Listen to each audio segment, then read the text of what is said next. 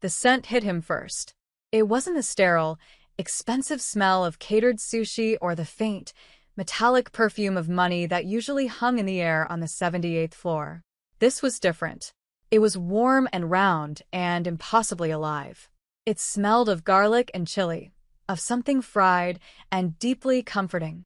It was the smell of a home he had never had, and it was coming from his secretary's desk. Kwon Jinwoo, a man whose name was a whisper of fear in the neon-drenched arteries of Seoul, stood in the doorway of his own office, his stillness a form of violence. The city glittered below him, a galaxy of captured stars, but his attention was snagged by that single, errant scent. It was an imperfection in his perfect, controlled world. His secretary, Lena, was 21. She was an art history student from America on a scholarship that had run dry, forcing her into this impossibly high-stakes temp job. She was quiet, efficient, and had a way of looking at him that was unnervingly direct, as if she were seeing the man and not the monster. He watched her now through the smoked glass wall of his office. She was bent over her desk, her shoulders slightly curled. A small, square, startlingly white plastic lunchbox sat open before her. Steam, fragrant with the spices of her meal, rose in a soft column, clouding the air around her lamp. She ate with a focus that was almost reverent, as if this small meal was the most important ritual of her day. He had seen the lunchbox before, a cheap, starkly functional object amidst the brushed chrome and black leather of his corporate facade. It was an anomaly, just like her. His men were terrified of him. His business partners deferred to him. His enemies disappeared. And this young woman, with her thrift store sweaters and her plastic lunchbox, sat outside his door every day, utterly unintimidated. He found it irritating. And fascinating. The scent was stronger now, a direct challenge to the sterile authority of his domain. He stepped out of his office, his Italian leather shoes making no sound on the plush charcoal carpet. Mr. Park, his ever-present right hand, materialized from the shadows, his expression impassive. Jinwoo ignored him, his path set. He walked past her desk, a predator feigning disinterest, but his senses were entirely focused on that small white box. Fried instant noodles. He could see them now. Not just noodles, but something more. They were slick with a dark red sauce, flecked with green onions, and what looked like toasted sesame seeds. It was a poor meal, a student's meal, yet it smelled richer than anything served at the Michelin star restaurants where he conducted his business. He paused at the window, pretending to survey his city, but he was watching her reflection in the glass. She ate, unaware of the scrutiny of the most dangerous mafia boss in the city, a man who could end a life with a single, quiet word. He was just a man staring at a window, and she was just a girl eating her dinner. But in that moment, the entire balance of power on the 78th floor felt fragile.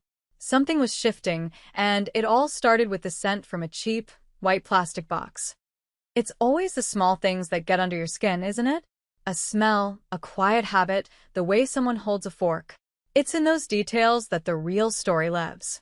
We just saw a man who controls an empire, a true Korean mafia boss, completely undone by the smell of fried noodles. What small detail about someone has ever completely changed your perception of them? Let me know in the comments. And if you're already hooked on Lena and Jinwoo's story, make sure you've subscribed and turned on notifications. You don't want to miss what he does next. The next day, the scent returned. Jinwoo had spent the morning in a series of brutal meetings, dismantling a rival's shipping operation with cold, precise language. He had made grown men sweat with a glance. He was in his element, a king in his castle of glass and steel. But at precisely 6:30, the smell drifted under his door again. Garlic. Chili. Warmth. It unraveled him. He found himself unable to focus on the complex logistics of his underworld empire. His thoughts kept snagging on the image of her, bent over that box. He invented a reason to leave his office, grabbing a file he didn't need. He walked toward her desk, his movements deliberate. Lena looked up, her eyes wide for a fraction of a second before her expression settled into its usual calm neutrality. The scent was a palpable presence between them. "Miss Collins," he said. His voice was low, gravelly from disuse. He rarely spoke to her directly, preferring to relay instructions through Mr. Park. "Mr. Kwan," she replied, her voice soft but clear. She didn't flinch. She didn't look away. He gestured vaguely toward the lunchbox with the file. The smell. It's strong. It was not a compliment. It was not a complaint. It was a statement of fact, delivered with the weight of a judgment. A lesser person would have stammered, apologized, promised to eat in the break room. Lena simply looked down at her noodles, then back at him. "It's gochujang," she said. "My grandmother's recipe.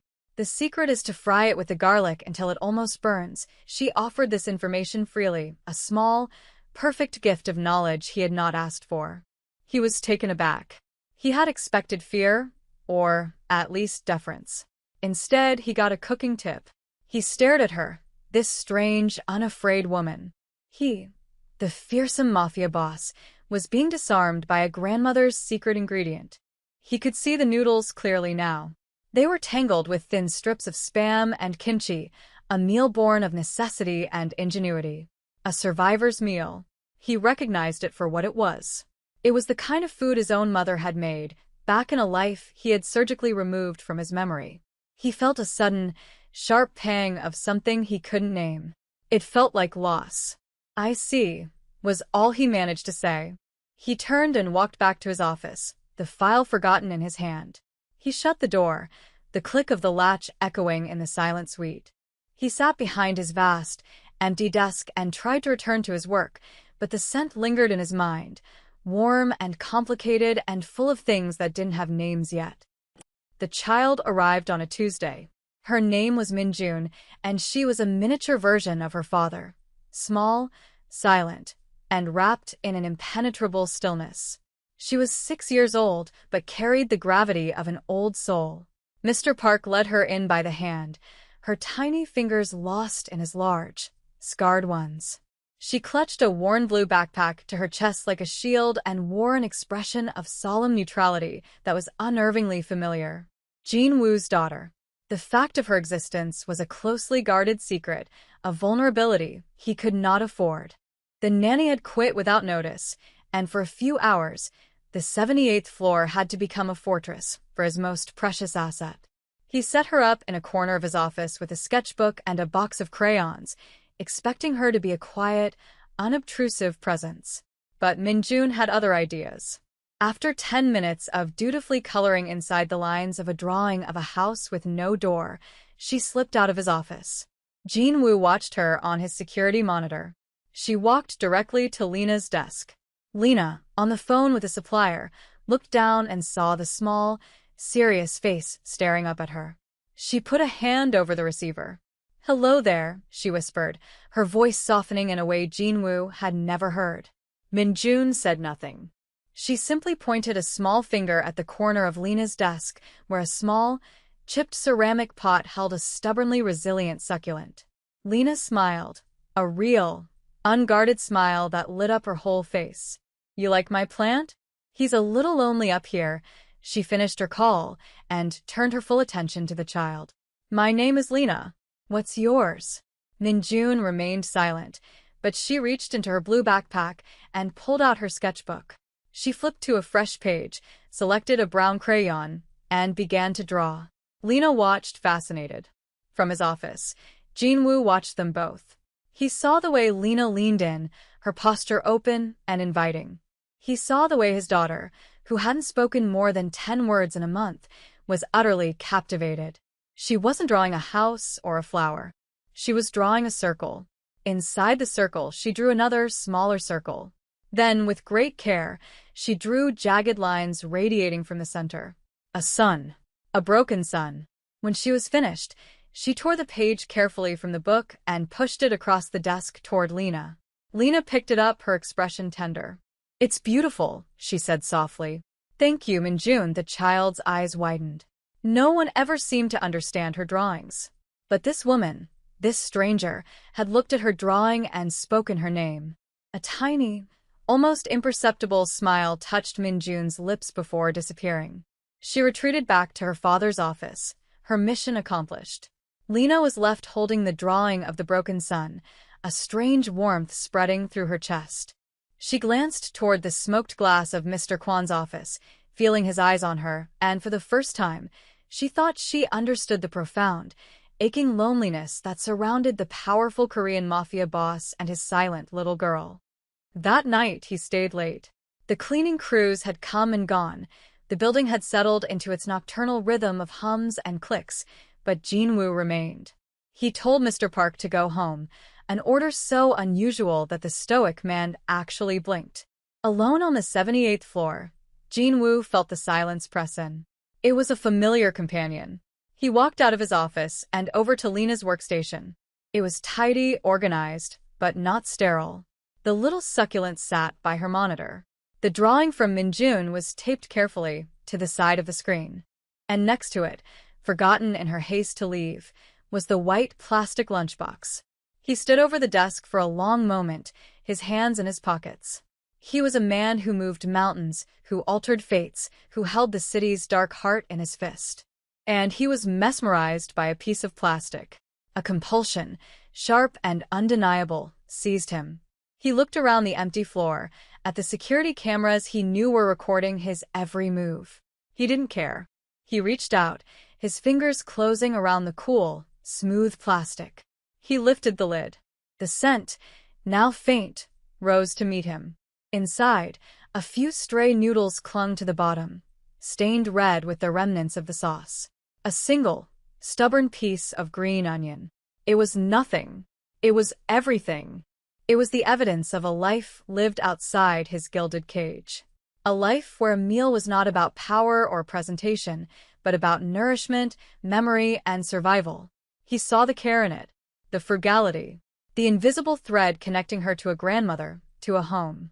He was the city's most powerful mafia boss, a man who could have anything he wanted, yet he was staring into an empty lunchbox with an ache so profound it felt like starvation.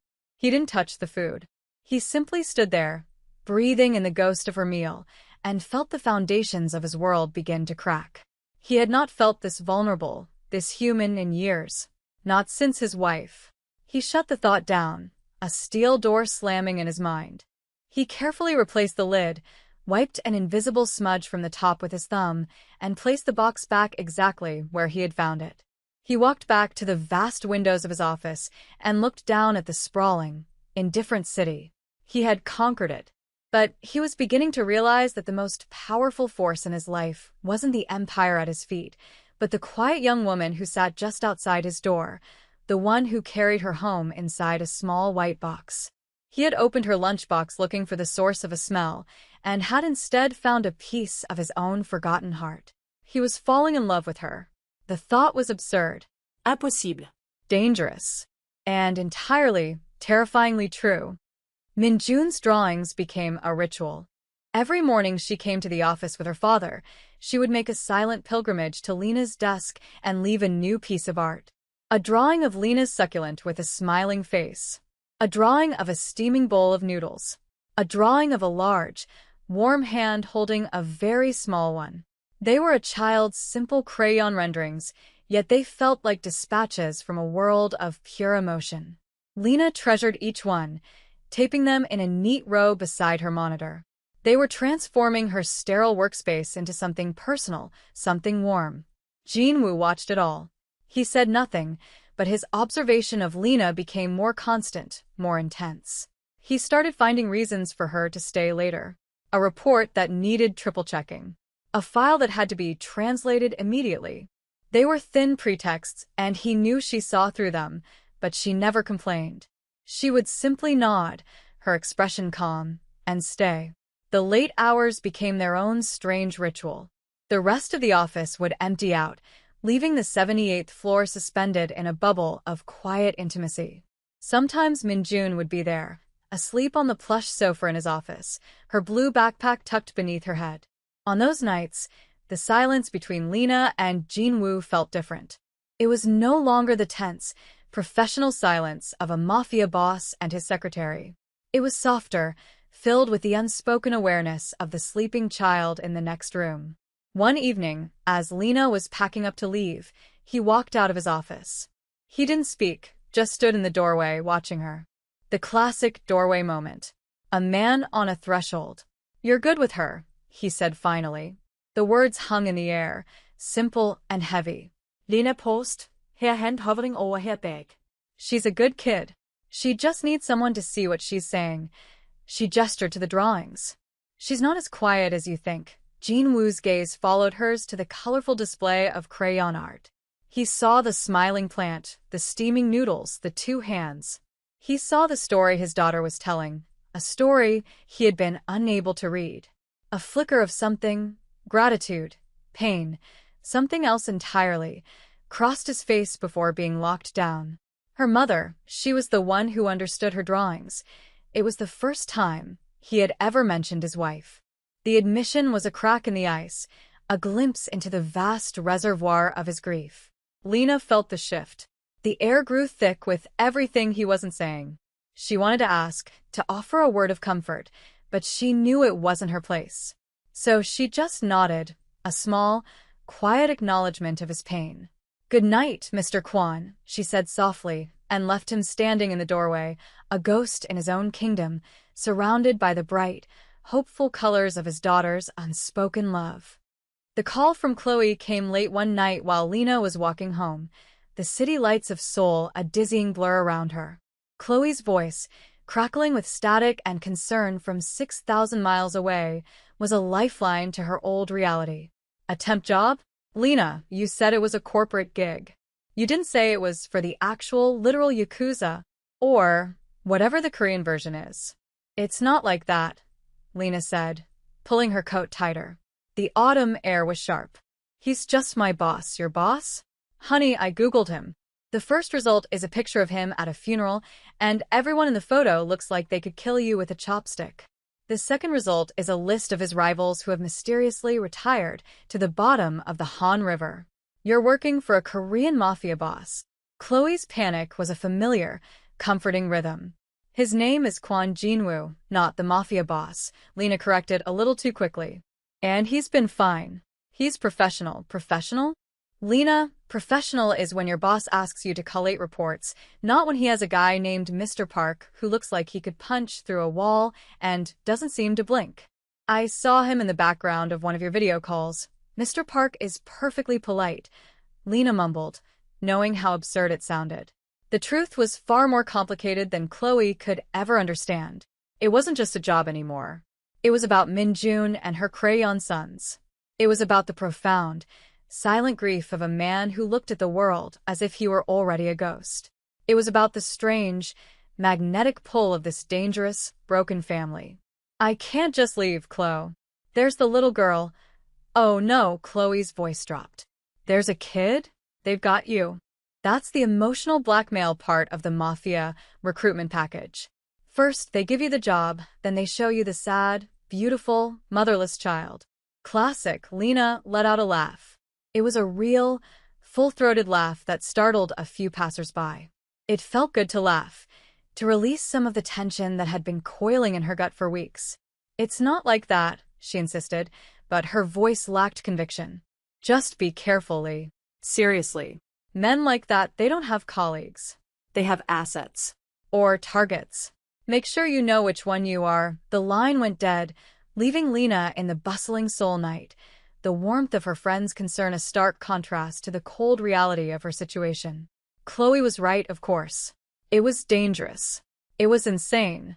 But as she pictured Min-jun's serious little face, and the flicker of humanity she sometimes saw in Mr. Kwon's guarded eyes, she knew she wasn't going anywhere. What a phone call. It's the voice of reason breaking through the romantic haze, reminding us of the very real danger Lena is in. It's easy to get lost in the slow-burn tension and the sweet moments with Min-jun, but Chloe's words bring it all crashing back. Are you on Chloe's side, worried for Lena's safety? Or do you believe that the connection she's forming with Jinwoo and his daughter is worth the risk? This is the heart of the story, that razor's edge between danger and love. Tell me whose side you're on and why. The stakes are about to get so much higher. The threat, when it arrived, did so with a smile. His name was Mr. Choi, and he was Jinwoo's chief rival, a man known for his pleasant demeanor and his brutal efficiency. He arrived unannounced, strolling onto the 78th floor as if he owned it, flanked by two men who were the mirror images of Mr. Park. Jin-woo met him in the reception area, his body language a steady and controlled calm, but Lena could feel the temperature in the room drop by 20 degrees. The air crackled with a silent, lethal energy. Mr. Park stood just behind Jin-woo's shoulder, his hands clasped behind his back, but his posture was that of a coiled snake. "Jin-woo," Mr. Choi said, his voice smooth as silk. "I was in the neighborhood. I thought I'd see your new view." His eyes scanned the opulent office, but there was no admiration in them. Only appraisal. Calculation. His gaze landed on Lena. He gave her a slow, deliberate smile that didn't reach his eyes. "And who is this? A new addition to the family?" The question was casual, but the word family was loaded, a small, sharp barb. Jin-woo stepped slightly, a subtle movement that partially shielded Lena from Choi's view. "My secretary." Miss Collins. Choi's smile widened. He took a step toward Lena's desk. "Miss Collins. An American." How exotic. He looked at her, then at the row of Min-jun's drawings taped to her monitor. His eyes lingered on the one of the two hands, the large one and the small one. "Charming. You bring a certain warmth to the place." Every word was a threat wrapped in a compliment. He was telling Jin-woo, "I see you. I see your attachments. I see your weakness." Lena felt a cold dread wash over her. This was the real world she had stepped into, a world where a child's drawing could be used as a weapon. Jin-woo's face was a granite mask, but Lena saw the muscle jump in his jaw. "Our business is concluded, Choi," he said, his voice dangerously soft. "Don't let me keep you." Mr. Choi held his gaze for a long moment, the silent battle of wills stretching the seconds into an eternity. Then he chuckled, a dry, unpleasant sound. "Of course. Always a pleasure." He gave Lena one last, lingering look before turning and walking away, his men falling into step behind him. The moment he was gone, the tension in the room remained, a toxic residue. Jin-woo stood frozen for a moment, his back to Lena. He was looking out the window, but he wasn't seeing the city. He was seeing a threat assessment, a new variable in a deadly equation. Her. He turned slowly, and his eyes met hers. In his gaze, she saw a terrifying clarity. He wasn't just her boss. He was her protector. And Mr. Choi had just made her his target. That night, a storm broke over the city. Rain lashed against the floor-to-ceiling windows, turning the glittering skyline into a watercolor painting of bleeding light. The storm was a mirror of the turmoil inside the 78th floor. Min-jun, who had stayed late with her father, woke from a nap on his office sofa with a terrified scream. Lena, who had been finishing a last-minute report, was the first to reach her. She found the little girl sitting bolt upright, her eyes wide with a nameless fear, tears streaming down her face. Jin-woo rushed in a second later, but his presence only seemed to make Min-jun shrink further into herself. He knelt by the sofa, his large frame looking helpless. "Min-yun, what is it?" "It's just the storm," but the child was inconsolable, her small body racked with silent, shuddering sobs. She wouldn't look at him. She wouldn't let him touch her. Lena watched the painful scene, the powerful Mafia boss completely unable to comfort his own child. Without thinking, she moved forward. She sat on the edge of the sofa, not too close, and began to hum. It was an old lullaby her own mother used to sing, a simple, gentle melody. She didn't try to touch Min-jun. She just hummed, her voice a low, steady anchor in the raging storm outside and the emotional storm inside the room. Slowly, miraculously, the child's sobs began to subside. She looked at Lena, her tear-filled eyes wide and searching. She crawled, inch by inch, across the sofa and laid her head in Lena's lap. Lena's humming never faltered. She gently stroked the child's hair, her fingers tracing soothing patterns. Jin-woo remained kneeling on the floor, watching them. The sight of his daughter, so calm and trusting in this near stranger's arms, broke something in him. The control, the armor, the grief, it all fell away for a moment, leaving only a raw, aching vulnerability. After a few minutes, Min-jun's breathing evened out, and she fell into a deep, peaceful sleep in Lena's lap. The only sounds were the drumming of the rain and the soft echo of Lena's lullaby. "How did you do that?" Jinwoo's voice was a rough whisper. Lena looked at him, her expression soft in the dim light. "Sometimes you don't need words," she said. He stood up and walked over to them. He stood so close she could feel the heat radiating from him. He looked down at his sleeping daughter, his expression a mixture of love and pain so profound it made Lena's chest ache. He reached out a hand, not to the child, but toward Lena. His fingers hovered in the air just inches from her cheek, a breath away from contact. An almost touch. The space between his hand and her skin was electric, charged with all the things they couldn't say. He wanted to thank her. He wanted to protect her. He wanted to pull her into his world and never let her go. His hand trembled slightly before he pulled it back, clenching it into a fist at his side. "Thank you," he breathed. It was more than a thank you. It was a confession. It was a surrender.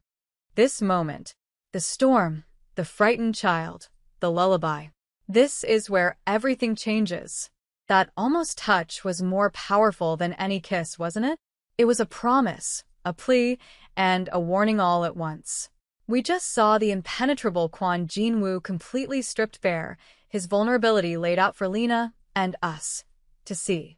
What do you think was going through his mind when he almost touched her face? Was it gratitude? Possession? Fear? Let me know what you felt in that moment, because I think it's the most important one in their story so far. The next day, the request came. It was delivered by Mr. Park, but the words were Jinwoo's. "Mr. Kwon requests that you join him and his daughter for dinner." At his home, it was not a question. It was a summons. Lena's heart hammered against her ribs. This was a line being crossed, a boundary dissolving. His home was his sanctuary, his fortress. To be invited inside was significant. When she arrived that evening, driven by a silent Mr. Park, she understood why he kept it so hidden. The house was a modern architectural marvel, a place of glass, concrete, and soaring empty spaces. It was stunningly beautiful and profoundly lonely. It was a museum, not a home. Jinwoo was waiting for her, dressed not in his usual sharp suit, but in a simple black sweater and dark trousers. He looked younger, less like a mafia boss and more like a man drowning in a house full of ghosts. Minjun was there, clinging to his leg, but she smiled when she saw Lena, a real, wide smile that transformed her serious little face. "I was hoping," Jinwoo began, his voice hesitant, "that you might cook." With us, he led her to the kitchen. It was a chef's dream, a cavernous space of stainless steel and marble, with appliances that looked like they belonged on a spaceship. And it was completely, utterly sterile. It was clear no one had ever actually cooked a meal here. He had laid out ingredients on the counter. Instant noodles, kimchi, spam, green onions, gochujang. The components of her lunchbox meal. A peace offering. An invitation. Lena felt a smile touch her own lips. "Okay," she said. "But you have to help." What followed was a quiet miracle. In the heart of that cold, empty mansion, they created warmth. Lena showed Jinwoo how to chop the green onions, her hand briefly brushing his as she adjusted his grip on the knife. The contact was fleeting, but it sent a jolt through them both. She showed Minjun how to carefully sprinkle sesame seeds. The little girl, who was usually so silent, began to hum the lullaby from the night before. The air filled with the scent of frying garlic and chili, the same scent that had started it all. It chased the ghosts out of the corners and filled the sterile house with life. As they ate, sitting at the huge, empty dining table, Jinwoo spoke. "Minjun hasn't smiled like that since her mother died," he said, his eyes fixed on his daughter, who was happily slurping her noodles. She loved to cook. The kitchen was her favorite place. It's been empty for 2 years. He was giving her the missing pieces, trusting her with the shape of his grief. Lena listened, her heart aching for this broken man and his lonely child. She looked around the beautiful, empty room, at the father and daughter, and she realized she wasn't just a secretary or a temp worker anymore. In this house, in this moment, she was something else. She was the person who had brought the warmth back. They fell into a new routine. Several nights a week, Lena would go to his house. The vast, Cold Kitchen became their sanctuary. It was the one place where he wasn't the feared Korean mafia boss and she wasn't his employee. They were just Jinwoo and Lena. And Minjun, who was slowly, surely, finding her voice again. She started talking in small sentences, asking Lena questions about the food, about the names of the spices. She drew pictures of the three of them at the kitchen table, all holding hands, all smiling. One evening, as Lena was packing up to leave, Jinwoo stopped her in the hallway. He didn't stand in a doorway this time. He stood directly in front of her, blocking her path. The air was thick with unspoken words, with the quiet intimacy they had built over shared meals and whispered confidences. The threat of Mr. Choi still hung over them, a shadow at the edge of their fragile peace, but in this house, they could almost pretend it didn't exist. He had never touched her, not beyond that first accidental brush of their hands. But he was so close now, she could see the faint lines of exhaustion around his eyes, the way his dark hair fell across his forehead. She could see the man, not the myth. He looked at her, his gaze so intense it felt like a physical touch. He was memorizing her face, imprinting it on his soul. He was a man who had spent his life building walls, and she had walked through them without even trying. She had filled his silent house with laughter and the smell of home. She had given his daughter back her smile. She had, in her quiet, unassuming way, saved him. He lifted a hand, and this time, he didn't stop. His fingers, warm and calloused, gently cupped her jaw. His thumb stroked her cheek, a gesture of such profound tenderness it made her breath catch. It wasn't a gesture of possession. It was one of reverence, of awe. He leaned in, his forehead resting against hers. "Lena," he whispered. Her name was a complete sentence. It held everything. His fear, his gratitude, his desperation, and his love. A love he was just beginning to understand. The story wasn't over. The danger was real. The world outside this house was a battlefield. But in that moment, with his hand on her face and her name on his lips, a new, quiet, and incredibly powerful truth had been written. He was a mafia boss. She was his secretary. And they were, against all odds, a family. Their story is just beginning, isn't it? That single touch, that one whispered word, has changed everything. But the world outside, the world of men like Mr. Choi, doesn't just disappear. The safety they've built is fragile. The question now is, what is a man like Kwon Jinwoo willing to do to protect the first light he's let into his life in years? And how far is Lena willing to go into the darkness to stand beside him? If you need to know what happens next, if you believe in the power of a quiet love in a loud and dangerous world, then subscribe and join this community. Your support is what lets these stories unfold. Let me know in the comments what you think Jinwoo's next move should be. Because his enemies are watching, and they've already seen what he cares about most.